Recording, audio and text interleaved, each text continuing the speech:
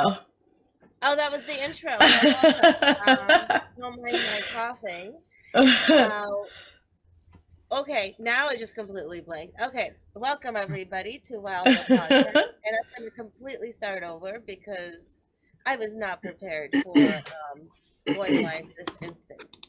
So, everyone that's tuning in, welcome to W.I.L.D the podcast, where we dive into what we love doing, and that is having inspiring, life-changing conversations on air. I'm Diana Kouprina, and I'm here with Ashton, Lauren, Ryan. And join us today for a compelling episode featuring special guest Maggie, founder of Rebel Farms. I'm personally so excited to dive into tonight's topic about getting deep into the dirt of gardening and farming. W.I.L.D the podcast, airing on Jess TV, Roku TV, Wonderful TV, NCG Television Network, Fire TV, Instagram, Facebook, YouTube, www.jessfm.ca, and as of last couple of weeks, we're actually airing live on Spotify. So it's very exciting. Ashton, thank you for getting us there. Big yay. All the technical difficulties. Yes. And of course, W.I.L.D the podcast is proudly sponsored by W.I.L.D the nonprofit, dedicated with a mission of eradicating domestic violence through storytelling, connection, and by providing opportunities for everyone to be heard for free as part of our vision of a better tomorrow. For more information, please visit wildandnonprofit.com, sponsored by Wild Homes and Gardens, and I have the magazine, which is amazing. Ashton, I think this is how, I just poked myself on the eye with it, but this is how it all really started. So the magazine is amazing. And our whole connection really started here through the magazine. And then came the book and Borderline, a poetic memoir published by W.I.L.D Press and is available on Amazon CA. Each copy sold helps us further our cause for sharing and inspiring stories for free. If you wish to be a guest on W.I.L.D the podcast, please email us at hello@wildthepodcast.com. So let's get the ball rolling, ladies. Maggie, welcome. I know this is our first real connection. We've never even spoken. So welcome. And yes. I'm ready to hear everything about you. So the mic, it goes to you. Well, thank you so much for having me. This is such an honor to be here with you women on this incredible journey and mission that you're on. And I'm so honored to be here as a woman, as a gardener, as a mother, as a partner, as a women's business coach. I just love these spaces where we get to connect and talk about all the juicy things that make us women and make us special and light us up. So thank you so much for having me. Well, thank you for being here. So tell me a little bit about Rebel Farms. Well, tell us, everybody that's listening. Yeah, so my husband and I have a farm called Rebel Farms, and we're based in New Smyrna Beach, Florida, and we are an urban permaculture farm. And so what we've done is we've turned our 1/3 of an acre, that's all the land that we have, into a fully thriving permaculture farm / edible gardens. And we have hundreds upon hundreds of fruit trees, edible bushes, vegetable gardens. And we're doing massive experiments in what we're calling agroforestry, where we're growing crops in the woods. Wow. Yeah, crops in the swamps. We're experimenting with all different types of, we're pushing the limits of all different types of plants and tropicals and veggies, and kind of rewilding and redefining what can be done in this area when it comes to farming and land stewardship. Amazing. How did you start with it? I mean, I just want. That's exactly what I was asking. Mind blow my. How did you get into it? Like, how Yeah. did you do that?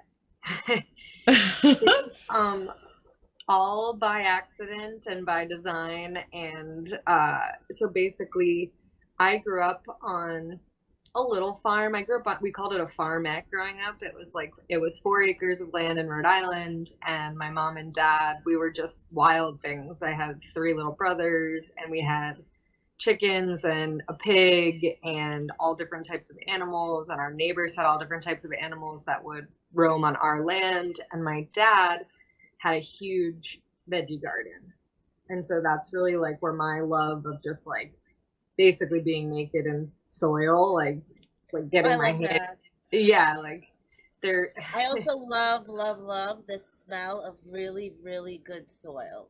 I can't explain it. It just brings me back to childhood because, you know, we lived in Georgia and not the state, the country. And the soil there smelled really good. I don't know how to explain it. And the first time I smelled that soil again was after like doing a lot of composting in my own garden and really going through it. I dug everything out and then composted everything. And finally, that soil right now has that smell. And Yay! You've recreated the richness. Yes, and it's so fulfilling. It took a couple of years, but I want to say we were there even last year. But this year is just completely like, yes, it's ready. To interrupt, of course, with that story because I can't help but look. But it's the season of smelling the dirt. Like this is the season where like we're in Florida. Diana is in Massachusetts, so you're probably soaking up some sunshine too, but I've been in my dirt. Yeah, it's time. It is great. We're not there yet. Sunshine, and then we're getting colder weather now. So in our area, it's actually better not to touch anything. So I'm not touching anything. I'm just letting it all kind of go in. But yes, I had to get a little snippet and sense the oil because it was just so moist from being defrosting from all the snow we had accumulated, and just we had chunks of ice too. It was just kind of a crazy, very cold winter that I can't believe we made it through, but we did. And I can't believe how cold it actually was until you actually get out of it and you're like, oh, this is 40. Okay. Wow, that's good. It makes us thankful. It was a little chilly here at times. It's been cold the last few days, but we've had sunshine, right, y'all? It's windy, but I'm grateful. This is why we live in Florida. This is the season, my opinion. Yeah. It was this year we've experienced, even though we didn't get like a full freeze this year, which is really what wrecks us in Florida, like at least in this area and having all the tropical plants that we do. But it was a rough winter, like dark, windy, like long periods of cold. Rain. We had rain that kind of sat on us. For sure. Diana does it, we totally interrupted, but for good reason. We're just commenting on the soil. It's really cool, Diana. Maggie, take a moment and tell about was it 2 hurricanes ago? You know, this is like, I love this so much about y'all's farm and your sustainability. Tell Diana, give a snippet of how we had terrible hurricanes and your farm made it through. Yeah. So we basically, when my husband and I finally decided we were like gonna do this for real, because it was all like I'll jump back real quick to how the farm started. Like we got together, like we went on our first date. I got my tonsils out the next day and was like totally recovering for like 3 weeks, and somehow he still like stuck around and took care of me even though we had been on one date. And then I bought this house. Like 3 weeks later, I closed on this house. And then like 3 weeks after that, COVID hit. So pretty much we were like, we had only been dating when we like decided to do this. Oh, that's awesome. So we like moved in together, and then we just started being like, oh, okay, we could do this. And the woman who owned this house before, like I have like a very spiritual connection with her, and you could tell she had really tried to like garden here, and not the most hospitable conditions, which we like later figured out in amending the land and the soil, that it's just, we're kind of in the swamp. And so when we decided to do this, it was basically like 2020, 2021, we were like getting started. And then 2022, I quit my job. Well, I sold my company, and I was pregnant. We were like, let's do it. And we like fully went for it on the property. And then we got hit by Hurricane Ian. And so we had like just finished our beautiful botanical garden, all the things. And it was like, oh no. And then, then the next day, so I'm 10 months pregnant, basically. My due date was like 5 days later, and we're 4 feet underwater. Oh my God. Everything. So we lost like 90% of our farm. Oh wow. In 2022. Yeah. Oh wow. And then Talk we about built coming it out of like a strong recovery too. Yeah. How did you do all of that? Well, I mean, I owe so much to my husband. Like, he just has like the work ethic I've never seen before in my life. Like, he's so determined, and I am too, but I give up a lot easier, I think. And unless I have like a partner, like then I'm in it to like the end. But he was determined to rebuild. We were told this was a 500-year storm and it would never happen again. And then 2 years later, it happened again. And we were 3 feet underwater. So, but the silver lining, or like the genius of all of it, is that we had built it back in a way, using our permaculture techniques, using everything we observed in our research, and we built it back in a way that we only lost 15% in this most recent hurricane. So like what had devastated us before, all of our techniques actually, like our flood prevention worked. Yes. And so so we were able to save, not even save, we just had to watch the water go down and pray and be like, I hope our techniques worked. And then like now here we are, you know, half a year later, and most of our trees are still alive. And it's that is amazing. It's so cool to me. I was watching, I guess it wasn't live, I just was watching her social media during the hurricane, you know, between the things. And to me, that's a story to share. You guys have learned, you figured this out, and you kept growing and overcoming and growing. Yes. I mean, you have this love story that's literally rooted in the soil. I know that love story, Maggie. Sorry, Diana. It's actually funny. Like my husband and I very rarely fight, but if we do, it's like over soil and water and plants. Like, what should we do? And like, no more of that. And like, that's our fights are over. So tell us a little bit. What do you have in your farm, in your garden, and of course, the soil. How do you nourish your soil?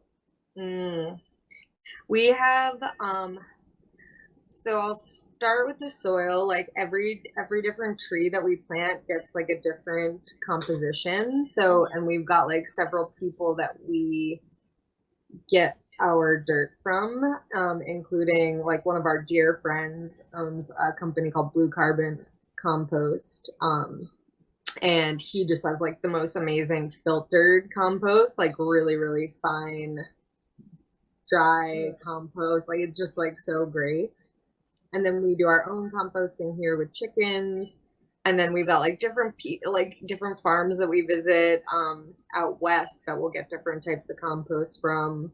And then different mulch, different wood chips, and then different like acidities. Tyson is really the soil guy. I'm not like the best scientist at it. All I know is like every tree gets a little different remedy, a little different TLC. And that's that's basically like how we sell our business is that we do all the farming and like tours and basically give away our produce. Like all of that is free. So we educate for free.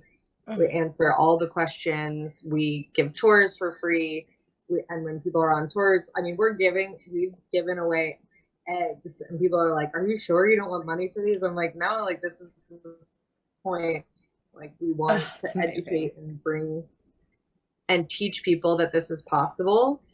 But then we make money by doing designs for people, like edible landscape designs, and going and installing food forests. And our claim to fame is that like we're really good at keeping trees alive, and that's like everyone's story in Florida is like, "Oh, I planted this citrus tree and it died," or "I planted this avocado and it died." And we've had plenty of things that have died, but like in all of that death and all of that research, we've really like perfected it. You know, we have a really good system, and we know how to plant a tree really well with what it likes. And so where was I going with that? Soil. He's the soil scientist. But then as far as what we have on our farm, it's all one big experiment. So we have, I think, like 20 different types of avocado trees.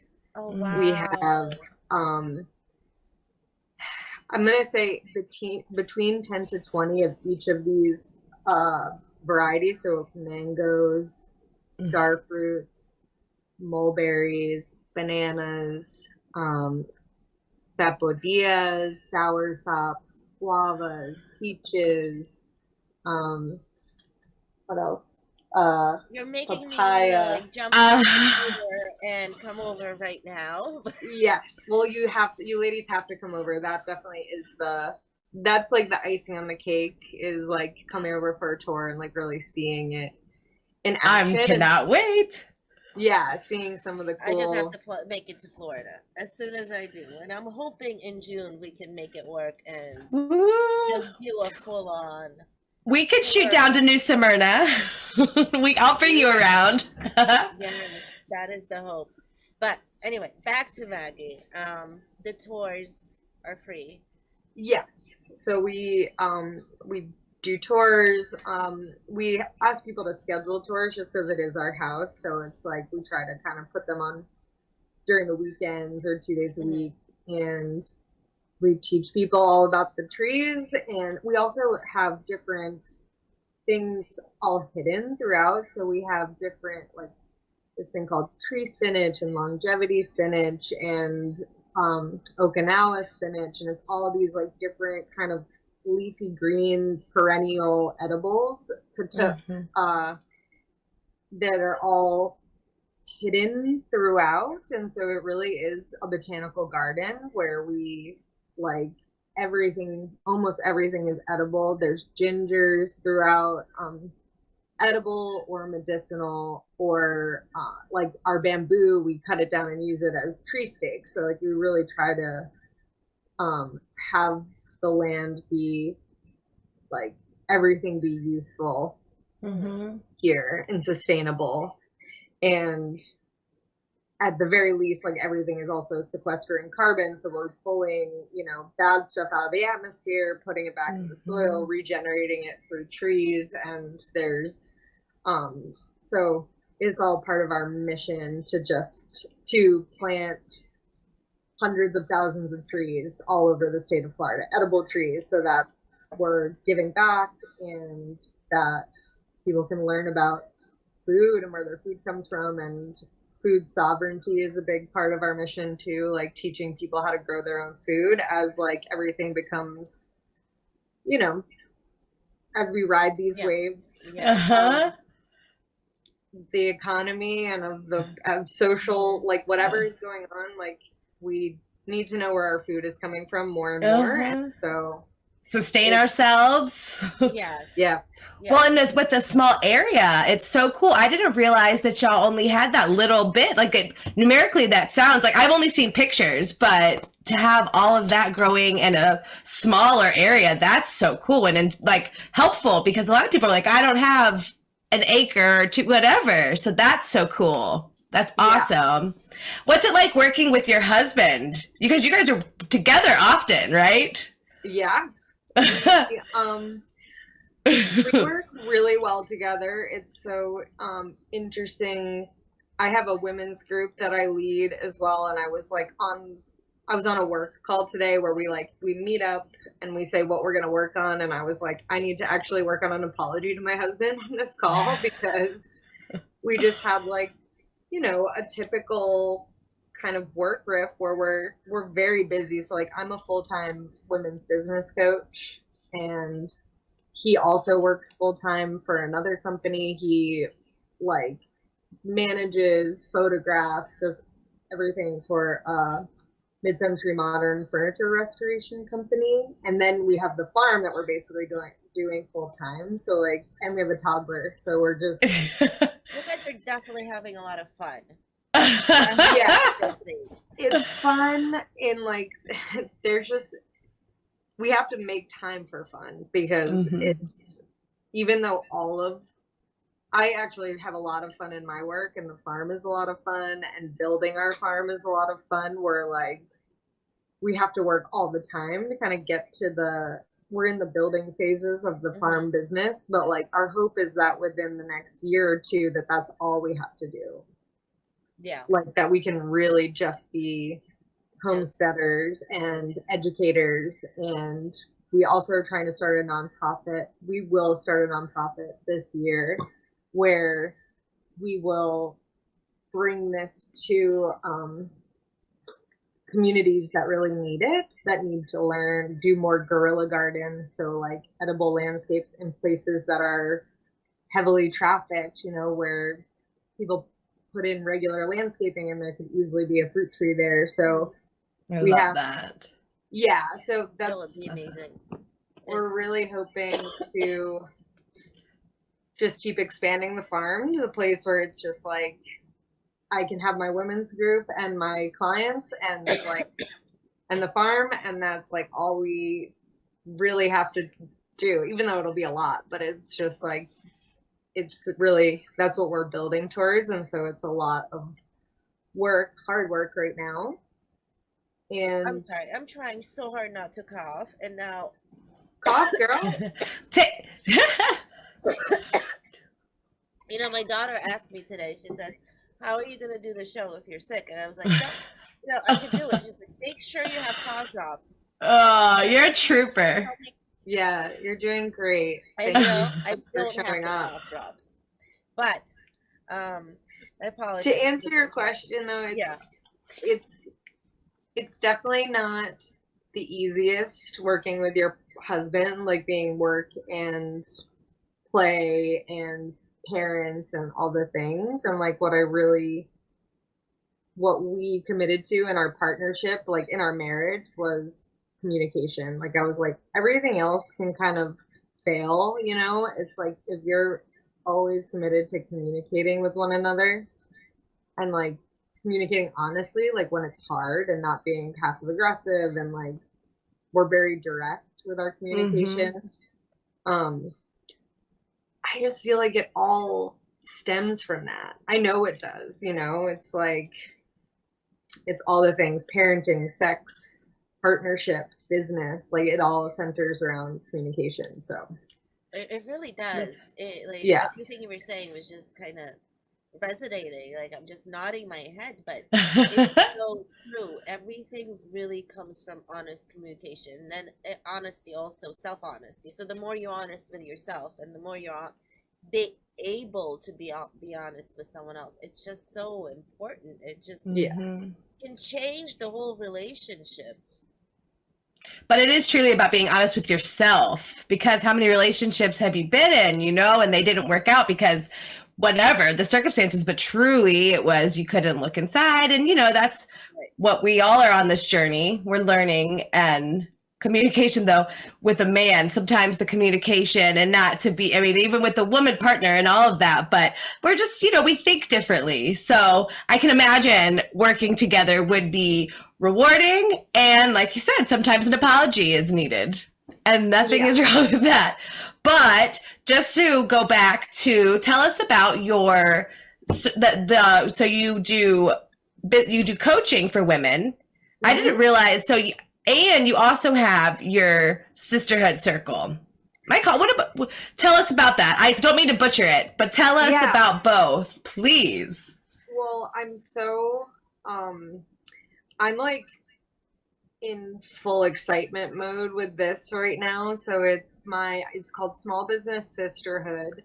And what was happening was I was feeling a need within the community of like all my women and women I was meeting that I didn't even really know. And I was like, let me interview I love working with female entrepreneurs like that, because that's who I coach, and that's always who comes to me for advice, because I've basically been an entrepreneur since I was like 5 years old. I literally have been selling shit on the side of the road since I was a little girl. I love your story. It's so cool. Yes. Yeah, I was like selling. I sold painted rocks, flowers, artwork, all just like in front of my house.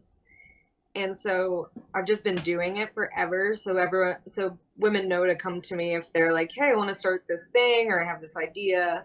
And so my coaching has stemmed from that, and from starting businesses and different trainings I've done, leadership trainings and trauma-informed group facilitation. So that's like another thing that I got trained in all during like the last 5 years. I've been to like several leadership trainings where I've learned heavily about traumas and how to facilitate men and women through individually and in group settings. And what are some of the techniques you use? I know you like. Yes, I love your style. Techniques you use, so I'll use a lot of like inner child rescue, hearts work, also a lot of breath work and mindfulness practices, presencing, embodiment, a lot of embodiment and like emotional release, like really there's a concept called find it, feel it, 4Fs, find it, face it, feel it, free it. So it's like this practice of like really kind of starting to dig in and look for things, and then like facing it. So like actually acknowledging that it existed and that it happened, and then feeling it. So it takes a lot of trust and safety to like go into a feeling place where you're actually not re-experiencing the trauma, but feeling it, like allowing your body to kind of go there again so that you can free it, so that you can let these things move through you instead of just keeping them stagnate inside. Yeah. Oh, I love that. Like there's the concept of big T and little t trauma. So like there's obviously big T trauma, meaning really traumatic events that many of us go through. And then there's also little t trauma, which is usually like being continually traumatized by a parent, a sibling, groups of kids when you're younger that you're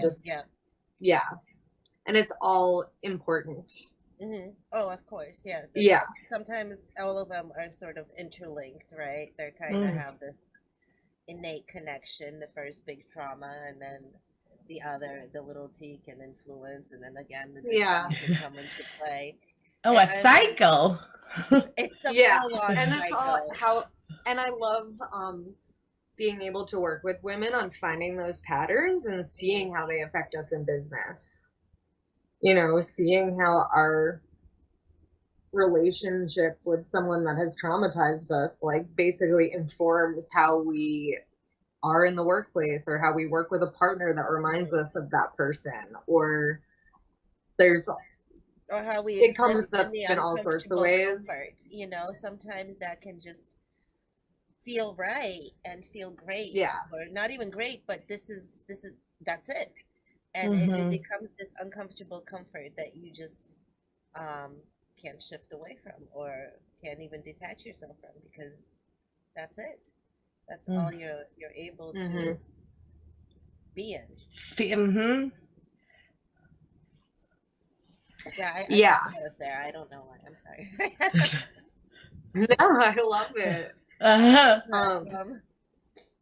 Yes. Full disclosure, you were breaking up a little bit, so I'm sorry about me. Yes, I know. That's why I was like, I didn't want to interrupt her. It was a tiny. Okay. Oh, so since there was a little breakup and everything, and we just kind of went off tangent again, I will welcome everyone that's actually just tuning in. Sometimes we have people tune in mid-section, and we do have about 15 minutes left where we're going to fully discuss everything Maggie, and there's so much to discuss.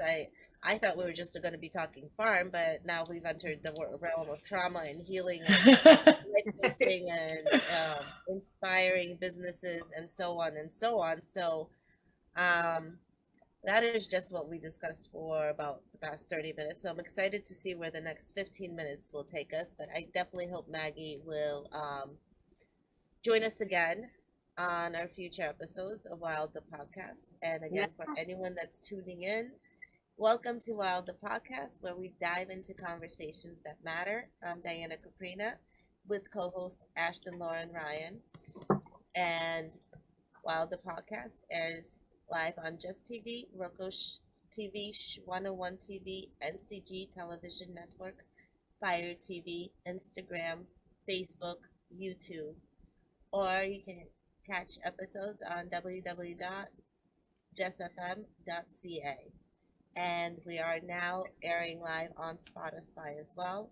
W.I.L.D, the podcast is proudly sponsored by W.I.L.D, the nonprofit dedicated to a vision of a better tomorrow.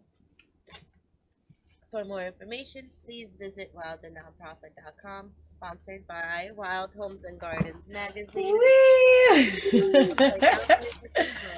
Again, I can't, Ashton, such an amazing creation. Thank you for making it. This really connected us, I believe, and furthered our journey for Borderline, by me, and published by W.I.L.D Press. So thank you for supporting us. And I just went off script. I apologize. We're just going to continue on with Maggie. And thank you for tuning in. Yeah. Totally on the spot. I can continue. There is. Do you want to ask the question, or do you want me to continue where I was? You can just continue, actually. Okay. However, whatever you want. If you want a question, or you can continue. I feel like you have this amazing way of just storytelling that continue on without any interruptions. Well, don't promise, but we'll try. So yeah, let's just continue on. We were with. Make sure you. I had definitely gone on a tangent of like talking about trauma and trauma-informed coaching, and that we're all, and how trauma affects us in business. Well, tell us about business and how to get in touch with you to help those women entrepreneurs. Yes. Do you work only with women entrepreneurs or men too? So I very rarely work with men as like clients. Like obviously I love men. I help men. Brother, I just facilitated a workshop. I wasn't the lead facilitator. I was in charge of the staff, but all of the staff were men, and they were showing up to support women. Oh, I love that. And so I was like their facilitator, and that was the first time I've really done work with men like that, and it was really just like blew my mind. But that's like a whole nother episode. So many questions, but yes. Yeah, I will do a little plug for a company called Core Experience, which is, I did all my leadership and facilitation training through them, and they put on these workshops called Core Woman, Noble Man, Radiant Woman, and they are like, they're rites of passage workshops, and yeah, they're super cool. Tell us how to find them. Do you know the website? Yeah, I think it's just coreexperience.com. Okay. Oh, yeah. That's awesome. Yeah. And I will, I'll send you the link too if you like have show notes and stuff you can put. We'll definitely plug in all the links. Yeah, cool. Any references? That's what all it's about. Yes. So go ahead. Told you we would interrupt. Yeah. Well, and so in my interview process, so I was interviewing female entrepreneurs and asking them what they needed, and like the biggest thing that they were saying was like, I feel so alone in my journey. Yes. Like I just feel like I'm getting these huge wins and also these huge struggles. And like a lot of them have partners, have kids, have great friends. Like they have, by all intents and purposes, a network. But they felt so alone in their journey. Like they couldn't really share what was going on for them. And I was like, oh, okay, this is where my work like intersects, where I can have these sacred spaces for female entrepreneurs where we can show up and kind of not put it all down, but like really show up as we are. And like we don't all break down on the same day. So it's like women can come and share their wins or share their struggles, that they don't have to grow their business in a vacuum. Like they can come and I facilitate these spaces so that everyone has equal time. They're confidential spaces, so no one's going outside and sharing names or what's happening in the circles. It's like, it's really a sacred Is this in space. person or do you It's on Zoom. Okay. I would love to do, and I probably will do. Right now, it's very much my community. So like I grew up in Rhode Island, so I have women from Rhode Island, or it's clients that I've worked with.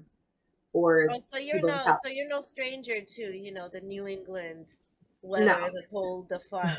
Yeah, very familiar. I didn't comment on it because I was like, we could probably talk forever about it. But that's gonna be another show. She's got to come back. I haven't even gotten to ask my questions about her birth story. She has an amazing person. But so, for the sake of time, let's go there. I'll finish. Okay. Plug for both of you ladies are invited, and I do a free call at the beginning of every month.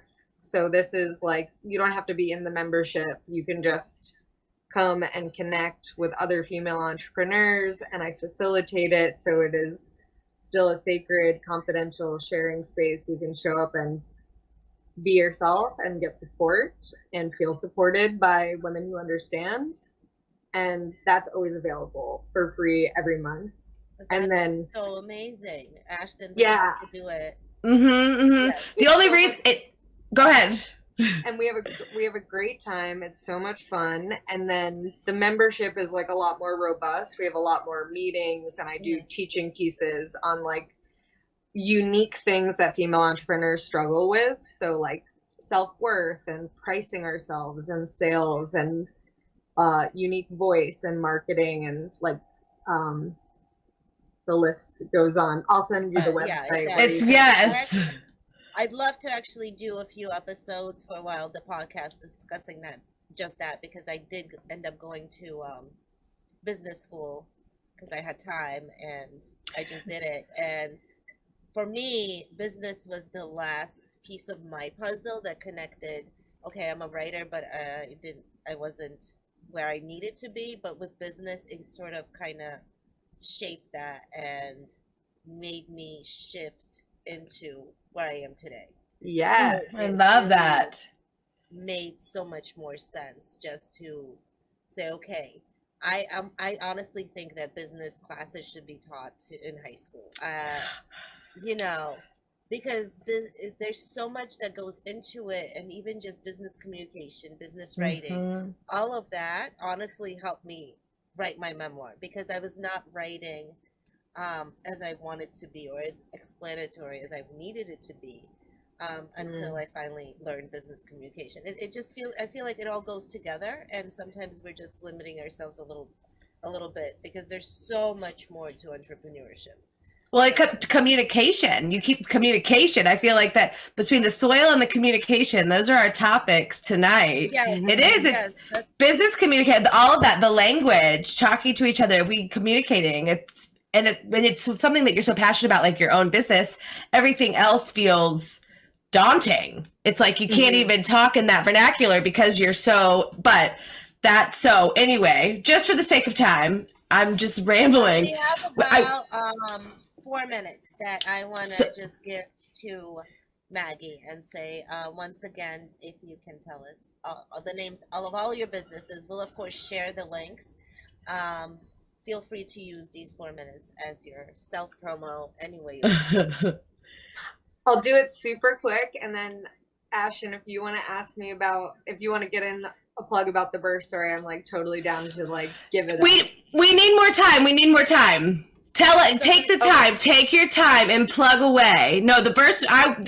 There's so much there. You're coming back. I hope you really, really come back because. I absolutely keep will you come as a back. regular and do something with this because like I said, I really do want to get into some business conversations, and I think we've been searching kind of to find that person that's gonna be a continuous guest star, and we're going to have these business conversations. I know we have Cameron, which is amazing, but I'd love to have a few more too, because there's so much to discuss, and 45 minutes just doesn't cut it, because you got to have the introduction, you got to have the introduction in the middle, and the conclusion, or an ongoing thing, right?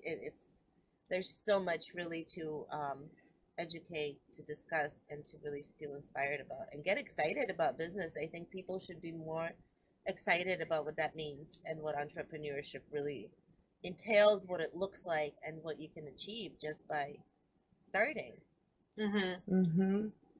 Yeah, I am a firm believer, not necessarily that every woman should have a business, but I think that every woman is capable of having a business, and I think that every woman should have financial literacy and absolutely be seeking financial literacy and financial independence, like a real understanding of her business and her agency and her money and her investments. Like, I just think it's so empowering and important, and kind of how we change the world is by having women have more money, because it's like the dudes have too much and it's not going so well. But yes, and part of why I gave birth at home unmedicated is because I really wanted to prove, I wanted that experience of being able to I know how amazing it is to bring a child into the world that way, but it really was for me. It was for me to walk through that rite of passage and that gauntlet, and that and know that I was capable and that I could do it, and that I could search into the depths of my soul and my spirit and show up in this way. And so, and I think that that does tie into business and entrepreneurship, just really empowerment and motherhood also ties into business, to be perfectly honest. Just being a mother, that just kind of business just made sense. I was like, okay, I'm understanding. I'm starting to understand. I understand business and I understand parenting, and now it's going together hand in hand. And birthing something. You're literally birthing an idea, your creativity. I mean, I have one daughter. I'm completely fulfilled. I also have a bunch of, I have PCOS. I never wanted to try again. One was what I wanted. I dreamt and I finally got. And my next mission was having my own business, a nonprofit, and writing the book. And I feel like really meeting them. And for me, they are my babies. Borderline. Girl. It's my baby. We sleep together still. Yeah, I have to read it just to know what I actually wrote and to remind myself to further the discussions, because otherwise you forget. Once you write it and you let it go, you're just like, okay, that's a nice release. That was whoo. I can't even explain it, and I don't want to take up any more time about my own baby, but because I want to highlight Maggie's and Rebel Farms. And again, your business, right, it's 9:40. Yeah, so I guess the three places to really, there's really two places to look, which is rebelfarms.org is our website, and you can find all information on there. But also, we do a lot through Instagram, so it's just at Rebel Farms Florida. Mm-hmm. And then my business coaching is called Scattered to Simple. I love that. Yeah, that's Can't my tell you how much I trademark. love the wording. Scattered to simple. Yes. It's so good. And that was, oh my gosh, this is a whole nother podcast, but like that was my journey in motherhood and like really having to simplify my life to be able to like prioritize and push forward the things that like to be a mom and in business. Like I was like, I need to simplify, and I have ADHD, so I'm like, oh yeah. Welcome to the club. Yeah, we're out of time, but yes, this is the beginning of the next episodes. We will be, hopefully we can do something once a month. That would be awesome. I know we're kind of really booked, so I'm so down. Whenever you have free. Ashton will handle it. She's so much better, so much more organized than I am. Yes. It's only because I have to, you do so much, it works. All right, so Maggie, thank you. Good night, everyone that was tuning in. Thank you so much. We are reaching 80,000 views per episode on Jess TV. Thank you, Canada. We are so grateful for embracing us. This was W.I.L.D podcast. Thank you for tuning in. Until next time, really love yourselves and take care of each other. Have a great night. Thank you. Love you, love you, love you. Good night, everyone.